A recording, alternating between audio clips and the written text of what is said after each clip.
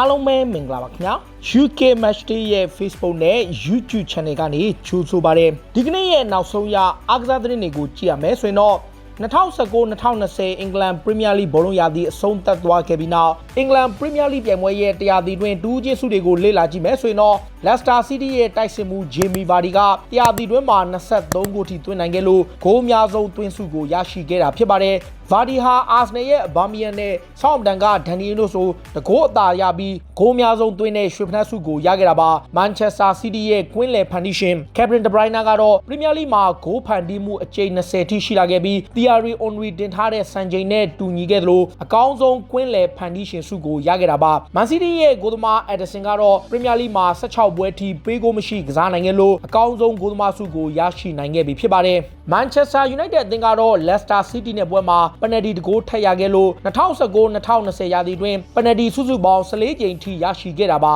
ဒါဟာ2005-2006တုန်းက Crystal Palace 2015-2016တုန်းက Leicester City တို့ရဲ့13ကြိမ်စံချိန်ကိုချိုးပြီး14ကြိမ်နဲ့စံချိန်သစ်တင်နိုင်ခဲ့တာလည်းဖြစ်ပါတယ်တခါ City ဘက်ကိုကြည့်လဲ Juventus ကလည်း Sampdoria ကို2ဂိုးပြတ်နဲ့နိုင်လို့အဲ့ဒီပွဲပြီးမှာ City ရဲ့ချန်ပီယံဆုကိုရရှိခဲ့ပြီဖြစ်ပါတယ်ဒါဟာ Juventus အသင်းအတွက်တော့နောက်ဆုံး9နှစ်ဆက်တိုက်အီတလီအမှတ်ပေးချန်ပီယံဆုဖလားကိုရခဲ့တာဖြစ်ပြီးသမိုင်းတစ်လျှောက်မှာတော့36ကြိမ်မြောက်အမှတ်ပေးချန်ပီယံဖြစ်လာခဲ့တာပါ။တနင်္ဂနွေနေ့ကကစားခဲ့တဲ့အီတလီစီးရီးရဲ့ပွဲစဉ်36မှာ Juventus က Cristiano Ronaldo နဲ့ Lazio က Immobile တို့ကဂိုးတွေအပြိုင်သွင်းခဲ့ကြပါတယ်။ Verona ကို9ဂိုးတဂိုးနဲ့နိုင်ခဲ့တဲ့ပွဲမှာ Immobile ကအဝေးကွင်းမှာ3ဂိုးသွင်းပြီး hat-trick သွင်းနိုင်ခဲ့သလို Ronaldo က Sampdoria ကိုတဂိုးရခဲ့လို့ကစားမ2ယောက်လုံးသွင်းဂိုး30ကျော်ရခဲ့တာပါ။ Immobile နဲ့ Ronaldo တို့ကပွဲကြံ2ပွဲအလိုမှာ City ရဲ့ top goal scorer ဆုကိုအပြိုင်ဖြစ်နေပြီး Immobile က34ဂိုး Ronaldo က30ဂိုးနဲ့နောက်ဆုံးချိန်ထိရှင်ပြိုင်ရဖို့ရှိနေတာလည်းဖြစ်ပါတယ်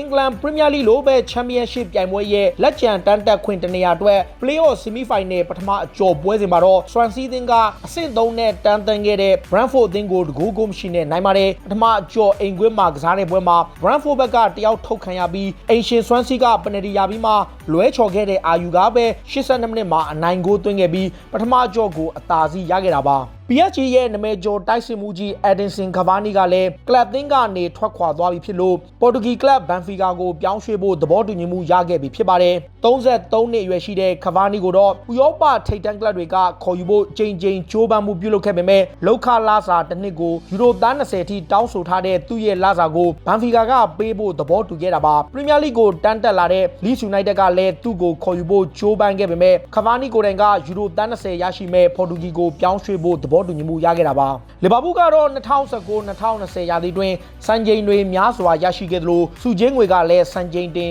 185တန်းထိဝင်ငွေရှိခဲ့ပါတယ်ပရီးမီယာလိကကိုဗစ်ကာလအတွင်းကွင်းပိတ်ပွဲစဉ်တွေကြောင့် TV ရုပ်သံပွဲစဉ်တွေများစွာရခဲ့သလိုတရားသီလုံးတိုင်းတာနဲ့ခြေစွမ်းပြနိုင်တဲ့လီဗာပူးကြောင့် TV ရုပ်သံပွဲစဉ်တွေများစွာလွှင့်ခဲ့ရပြီးလီဗာပူးကဝင်ငွေတွေပိုတိုးလာခဲ့တာပါပြီးခဲ့တဲ့နှစ်တုန်းကစုစုပေါင်း152တန်းထိရခဲ့တဲ့လီဗာပူးကဒီနှစ်ရာသီမှာ185တန်းထိတိုးမြင့်ရရှိခဲ့တာလည်းဖြစ်ပါတယ်ဒါပေမဲ့ကိုဗစ်ကာလကြောင့်သူတို့ခံမှန်းထားတဲ့စုချင်းငွေထက်6တန်းလျော့နေခဲ့တယ်လို့ British Media တွေမှာဖော်ပြနေတာလည်းဖြစ်ပါတယ်Chelsea သင်းရဲ့တောင်မန်ကစားမ Pedro ကတော့ Wolverhampton ကို2ဂိုးပြတ်နဲ့နိုင်ခဲ့တဲ့ပွဲပြီးသူ့အတွက်နောက်ဆုံးပွဲစဉ်တွေကိုကစားခဲ့ပြီလို့ထုတ်ပြန်ကြေညာလိုက်ပြီဖြစ်ပါတယ်33နှစ်အရွယ်ရှိတဲ့ Pedro ကတော့ Chelsea မှာ6နှစ်တာကာလအတွင်း Premier League FA Cup နဲ့ Europa League ဆုဖလားတွေကိုရရှိခဲ့တာပါ Pedro ကိုယ်တိုင်က Chelsea နဲ့နောက်ဆုံးပွဲကစားခဲ့တာဖြစ်ပြီး FA Cup ပွဲနဲ့ Champions League ပွဲစဉ်တွေကိုပါဝင်ကစားတော့မှာမဟုတ်ကြောင်းနဲ့ CD Club Roma ကိုအပြီးသက်ပြောင်းရွှေ့သွားခဲ့ပြီဖြစ်ပါတယ်အာဆနယ်သင်းရဲ့နီးပြမီခဲအာတတာကတော့ဒဏ်ရာရရှိသွားတဲ့နောက်ခံလူမူစတာဖီကြောင့်လာမယ့်ရာသီပွဲစဉ်အချို့ကိုပါလွဲချော်နိုင်ပွဲရှိလို့သူ့ရဲ့နေရာမှာအစားထိုးမဲ့ဘိုးခံစစ်မှုတယောက်ကိုခေါ်ယူပွဲရှိတယ်လို့ဆိုပါတယ်စောပိုင်းတုန်းကတော့ခံစစ်မှုတွေများပြနေလို့ကစားမသစ်ခေါ်ယူမှာမဟုတ်ဘူးလို့အာတတာကဆိုထားပေမဲ့မူစတာဖီဒဏ်ရာရသွားတဲ့အချိန်ဖာဘလိုမာရီကလည်းပြန်လဲကောင်းပုံဖို့အချိန်လိုအပ်နေတာကြောင့်အာဆနယ်သင်းတွေနဲ့ရာသီဈေးကွက်ကာလမှာနောက်ခံလူတူးကိုခေါ်ယူသွားပွဲရှိတယ်လို့ဆိုတာပါလက်ရှိမှာတော့အာဆနယ်သင်းကနွေရာသီတစ်လျှောက်လုံးခေါ်ယူဖို့စိတ်ဝင်စားနေတဲ့နောက်ခံလူက RB Leipzig ရဲ့နောက်ခံလူဒေးယော့ Upamecano ပဲဖြစ်ပြီးအသက်22နှစ်အရွယ်ရှိတဲ့ပြင်သစ်နောက်ခံလူကို Leipzig ကယူရို66တန်းဈေးသတ်မှတ်ထားတာလည်းဖြစ်ပါတယ်အာဆနယ်ဟာပေါ်တိုရဲ့ကွင်းလက်ကစားမှာဒန်နီလိုဖရက်ရာကိုလည်းခေါ်ယူဖို့တေချာစောင့်ကြည့်မှုတွေပြုလုပ်ပြီးစဉ်းစားနေတယ်လို့ဆိုပါတယ် ပေါ်တိုသတင်းစာတွေရဲ့ဖော်ပြချက်အရနီးပြမီခဲအာထတာကိုတိုင်ကြိုက်နှစ်သက်သူဖြစ်ပြီးအာဆနယ်ရဲ့အားကစားဒရိုက်တာအက်ဒရူးနဲ့ဘုံဖွဲ့ဝင်တွေကိုတိုင်ကပေါ်တူဂီတိသွားပြီးပေါ်တိုကွင်းလက်ကစားမကိုခေါ်ယူဖို့ကြိုးပမ်းနေတယ်လို့ဆိုတာပါအာဆနယ်အသင်းဘက်ကပေါင်45တန်းတန်ကြေးရှိတဲ့အက်တလက်တီကိုရဲ့သောမတ်ပါတီထက်ပေါင်30လောက်သာပေးရပွဲရှိနေတဲ့ဒန်နီလိုကိုသာအလိုရှိနေတာဖြစ်ပြီးကစားမကိုတိုင်ကလည်းမြောက်လန်ဒန်ကိုပြောင်းရွှေ့နေတာကြောင့်အဲ့ဒီအပြောင်းရွှေ့ကမကြာမီချိန်တွင်းမှာဖြစ်ပေါ်လာဖွယ်ရှိနေတာပါမန်စီးတီးကတော့ဗလန်စီယာရဲ့တောင်မန်ကစားမဖာရန်တိုရက်စ်ကိုခေါ်ယူနိုင်ဖို့နီးစပ်သွားခဲ့ပြီဖြစ်ပါတယ်။စောပိုင်းကလေးကပုဂ္ဂိုလ်ရေးဆိုင်ရာသဘောတူညီမှုရထားတဲ့အသက်20ရွယ်ရှိတဲ့စပိန်တောင်မန်ကစားမကတော့ဗလန်စီယာအသင်းနဲ့2021ခုနှစ်မှာစာချုပ်သက်တမ်းကုန်ဆုံးတော့မှာဖြစ်ပါတယ်။သူ့ကိုတော့ဘရီရှာဒေါ့မန်အပါအဝင်ဥရောပထိပ်တန်းကလပ်တွေကခေါ်ယူဖို့ကြိုးပမ်းနေချိန်စီးတီးအသင်းတောင်ရှိသူတွေကအမြန်ဆုံးခေါ်ယူနိုင်ဖို့စီစဉ်နေတာပါ။ဗလန်စီယာအသင်းကတော့ယူရို83တန်းထိရော်ဂျေးစာချုပ်သတ်မှတ်ထားတဲ့သူ့ကိုမန်စီးတီးကယူရိုတန်း50လောက်နဲ့အရာခေါ်ယူသွားပွဲရှိနေတာပါထော့တနမ်ဟော့စပါအသင်းကလည်းခရစ္စတယ်ဘဲလစ်နဲ့ကစားခဲ့တဲ့လန်ဒန်ဒါဘီပွဲပြီးမှာတော့အသင်းရဲ့ဝါရင်ကစားမ2ယောက်နဲ့လမ်းခွဲလိုက်ပြီဖြစ်ပါတယ်စပါအသင်းရဲ့ဝါရင်နောက်ခံလူရန်ဗတွန်ကန်နဲ့ဂိုးသမားမီရှယ်ဗွန်နိုနူကကလပ်အသင်းနဲ့စာချုပ်သက်တမ်းကုန်ဆုံးပြီဖြစ်လို့မြောက်လန်ဒန်ကလပ်ကနေထွက်ခွာတော့မှာဖြစ်ပါတယ်ရန်ဗတွန်ကန်ကတော့သူ့ရဲ့ကလပ်ဟောင်း IS နဲ့ရိုမာအသင်းကိုပြောင်းရွှေ့ပွဲရှိနေပြီးမီရှယ်ဗွန်ကတော့လက်ရှိချိန်ထိဘယ်အသင်းကိုပြောင်းရွှေ့မယ်ဆိုတာသတင်းတွေမှာဖော်ပြချခြင်းမရှိဘူးလို့သိရတာပါစပါနဲ့တေကြခဲ့ပြီးမှရှုံးပွဲဆက်မှုကိုရက်ခဲ့တဲ့ခရစ္စတယ်ဘဲလစ်အသင်းကလည်းသူတို့ရဲ့တောင်မန်ကစားမဝူဖရစ်ဇာဟာကိုဆုံးရှုံးရပွဲရှိနေပြီဖြစ်ပါတယ်28နှစ်အရွယ်ရှိတဲ့အိုင်ဘရီကိုတောင်မန်ကစားမကရာသီကုန်မှာအသင်းကနေထွက်ခွာဖို့ကလပ်အသင်းနဲ့သဘောတူညီမှုရထားတာဖြစ်လို့ဥရောပထိပ်တန်းကလပ်အသင်းတစ်ခုကိုပြောင်းရွှေ့ပွဲရှိနေတာပါပြီးခဲ့တဲ့ရာသီတုန်းကပေါင်80လောက်ထိတန်ကြေးရှိတဲ့ဇာဟာကိုလက်ရှိမှာတော့ပဲလစ်ဘက်ကပေါင်40ကျော်လောက်နဲ့ရောင်းခ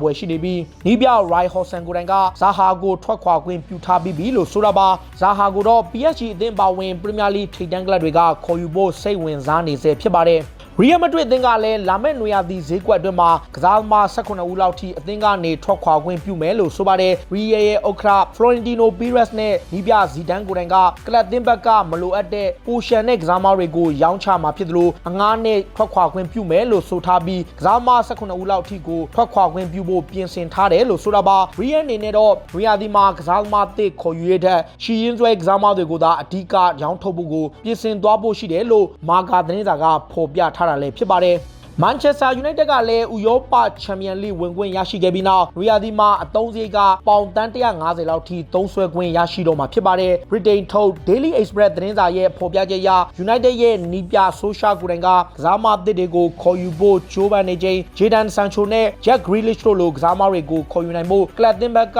ပြောင်းရွှေ့ခြင်းထုတ်ပေးမယ်လို့ဂရီးပြူထားခြင်းခံထားရတာပါဆိုရှာကိုတိုင်ကလည်းအဲ့ဒီကစားမ2ယောက်ကိုခေါ်ယူဖို့ကြိုးပမ်းနေသလိုပေါင်150ရရှိပါကသူ့အနေနဲ့အားနည်းနေတဲ့နေရာတွေကိုထပ်မံဖြည့်တင်းသွားဖို့ပြင်ဆင်သွားမယ်လို့ဆိုတာပါUnited ရဲ့ဂန်နဝင်သင်းကောင်းဆောင်ဟောင်း Ryan Giggs ကတော့ကလပ်အသင်းတွေနဲ့လီဗာပူးနဲ့မန်ချက်စတာစီးတီးလိုအသင်းမျိုးဖြစ်လာဖို့ဆိုရင်အနည်းဆုံးကစားသမား2ယောက်လောက်ထိထပ်မံခေါ်ယူအားဖြစ်ရမယ်လို့ဆိုပါတယ် Ryan Giggs ကတော့ဆိုရှာလက်ထက်ဒီနှစ်ရာသီအသင်းကအသင်းကောင်းတစ်သင်းအဖြစ်အသွင်ဆောင်နေပေမဲ့ဥရောပထိပ်တန်းကလပ်တွေနဲ့လီဗာပူးနဲ့မန်စီးတီးတို့ကိုမှီဖို့ဆိုရင်တော့ကစားသမား2ယောက်လောက်အနည်းဆုံးလိုအပ်တယ်လို့ဆိုတာပါဒါအပြင် United အနေနဲ့လက်ရှိရှီယွန်းစဲကစားသမားတွေကိုဆက်လက်ထိန်းသိမ်းထားဖို့လိုကြောင်းနဲ့ဘိုးနောက်ခံလူတူးနဲ့တိုက်စစ်မှုတူးကိုထပ်မံခေါ်ယူအားဖြစ်ရမယ်လို့ဆိုတာပါဘိုင်မြူနစ်သင်းရဲ့တိုက်စစ်မှုရောဘတ်လေဝန်ဒေါစကီကဒီနေ့ရာသီတွင်စူဖလားနှလုံးနဲ့အတူဘွန်ဒက်စလီဂါမှာ34ဂိုးသွင်းပြီးအကောင်းဆုံးဆုတွေကိုတင်ကြုံရယူနိုင်ဖို့အခွင့်အရေးရှိပေမဲ့ဘာလွန်ဒေါလို့ခေါ်တဲ့ရွှေဘောလုံးဆုပေးဖို့မဆုံးဖြတ်တဲ့အပေါ်စိတ်ပြက်လျက်ရှိနေတယ်လို့ဆိုပါတယ်ဘိုင်ယန်ဟာဒီနေ့ရာသီတွင်ပြည်တွင်းဖလားနှလုံးကိုရရှိထားပြီးဖြစ်သလိုဥရောပချန်ပီယံလိပြိုင်ပွဲမှာလည်းဘူဆွဲဖို့ရေပန်းစားနေတဲ့အသင်းလည်းဖြစ်ပါတယ်ရောဘတ်လေဝန်ဒေါစကီကိုတိုင်ကဒီနေ့ရာသီပြိုင်ပွဲရဲ့မှာ52ဂိုးထိသွင်းထားသူဖြစ်ပြီးချန်ပီယံလိမှာလည်း17ဂိုးသွင်းထားတာကြောင့်သူ့အနေနဲ့ရွှေဘောလုံးဆုကိုရရှိဖို့ထိုက်တန်သူတယောက်ဖြစ်တယ်လို့ယုံကြည်လျက်ရှိနေတာပါလေဝန်ဒေါစကီကချန်ပီယံလိဖလားကိုသူတို့အသင်းအနေနဲ့ထပ်မံရရှိခဲ့ပါက2013ခုနှစ်ကအသင်းလိုဖလား3လုံးနဲ့အောင်မြင်မှုရရှိမှာဖြစ်လို့အကောင်းဆုံးဆုတွေကိုသူ့အနေနဲ့ရယူခြင်းတယ်လို့ထုတ်ဖော်ပြောကြားခဲ့တာလည်းဖြစ်ပါတယ်ဒါတွေကတော့စိတ်ဝင်စားစရာနောက်ဆုံးရအားကစားသတင်းတွေကိုတင်ဆက်ပေးခဲ့တာပါခုလိုမျိုးစိတ်ဝင်စားစရာအားကစားသတင်းတွေကိုနားဆင်ကြနေကြည့်ရှုကြတော့ UK Match Day ရဲ့ Facebook နဲ့ YouTube Channel တွေကို Follow လုပ်ထားကြပါလို့တောင်းဆိုရင်းနဲ့ဒီကနေ့ရဲ့အစီအစဉ်ကိုဒီမှာပဲအဆုံးသတ်ပြစေအားလုံးကိုကျေးဇူးတင်ပါတယ်ဗျ